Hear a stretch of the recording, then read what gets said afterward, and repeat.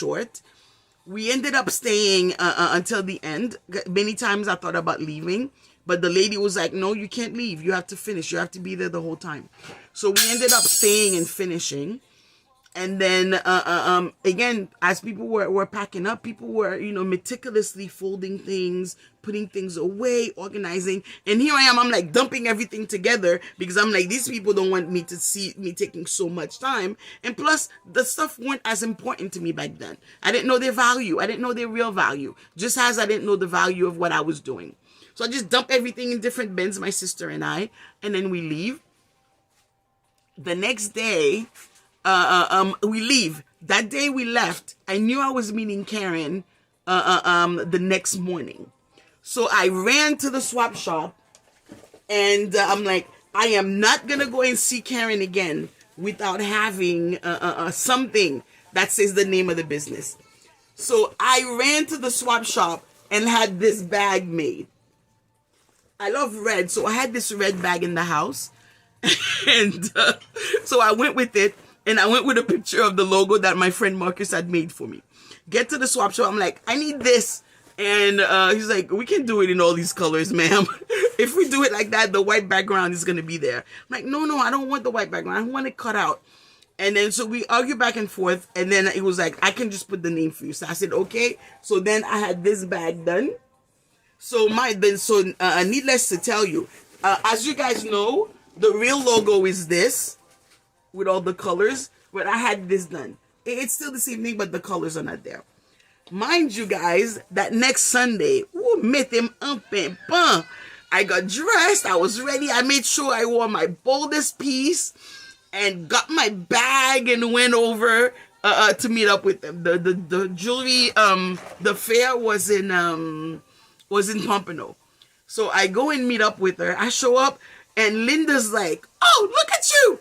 You already have a name. Why didn't you bring that bag yesterday? Because I got it done yesterday afternoon. And she's like, okay, but you really need to get them in your colors and all of that. I still have that bag, one of my favorite bags. I've made many with the black like that because I like the way it looks. But needless to say, so that day, again, I spent the whole day with them. The other young lady met up with us. And Linda, I tell you, she passed away since, may her soul rest in peace. She took me around to the vendors and said, this is my girl. This is my friend. Make sure you give her a bargain. And sure enough, a lot of the people who were selling the stones, they had special bends and special pricing for their regulars.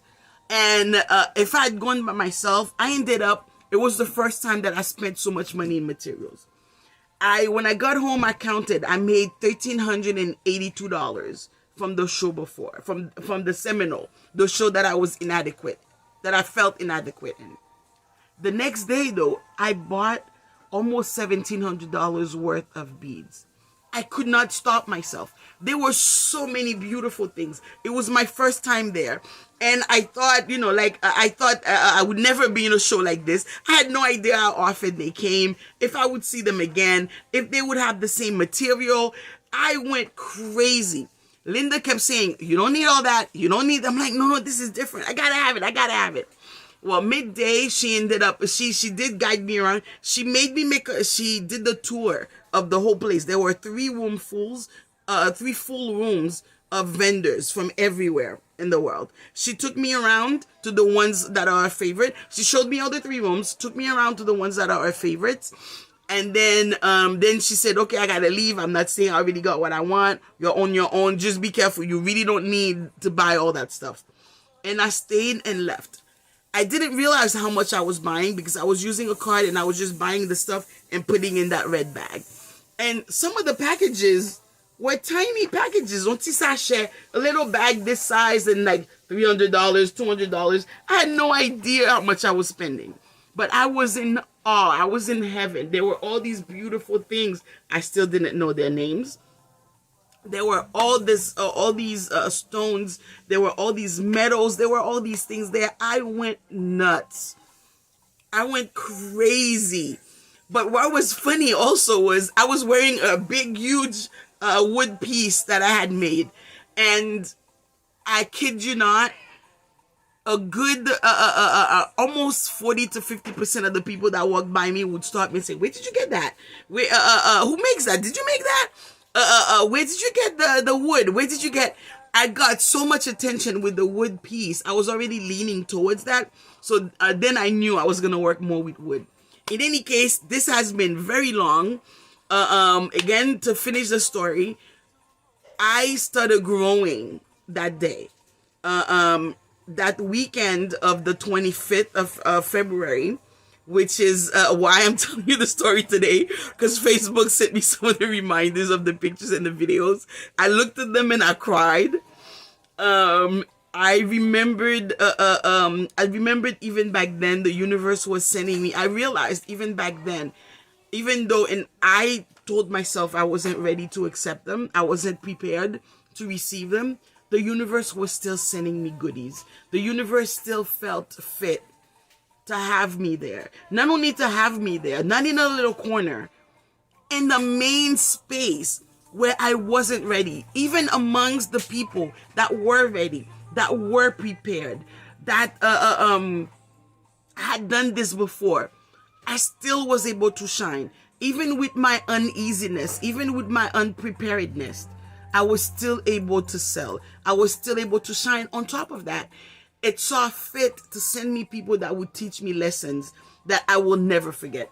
So now if you see me and I have exotique in everything that I do all over the place, it's because of Karen. It's because of, not Karen, sorry. It's because of Linda.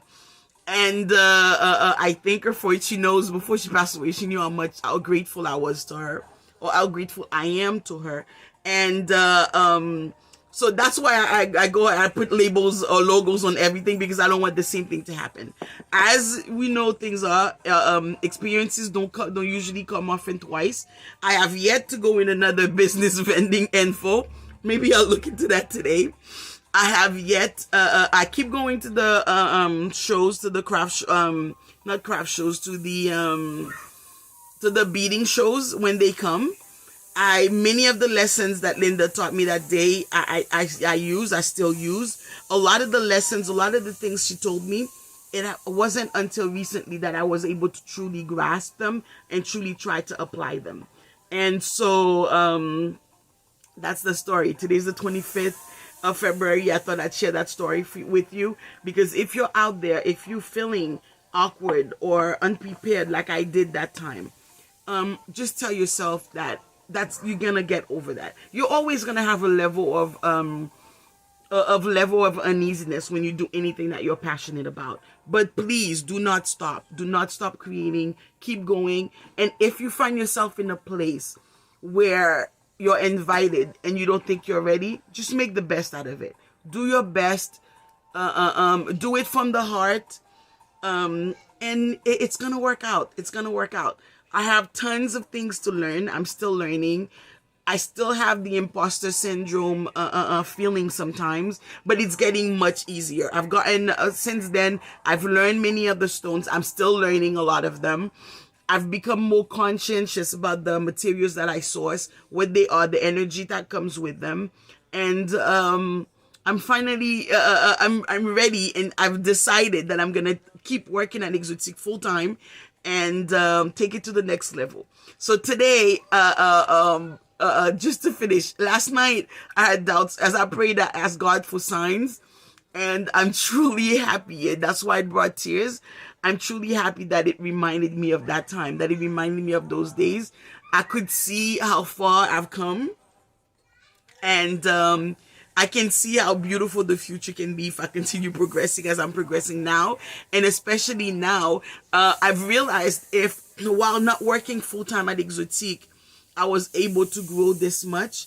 Now I can imagine how much I can grow now that I'm going to devote the time to Exotique 100%. So thank you for listening to my story. If you have any questions, ask me. I look forward to continue making videos for you guys, talking about Exotique, talking about myself. Soon I'll start a little thing about the different stones and what they mean. If you would rather see some of these in Creole instead of the English, let me know. I'll do that as well.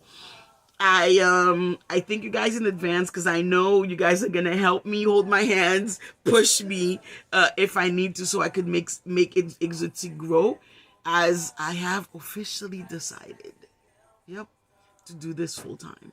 So let's see. The universe threw me a bone. I'm gonna bite it. So please take care of yourselves, take care of each other, and do everything that you do. Do it with love and do it with kindness. Love you guys. It's Floor.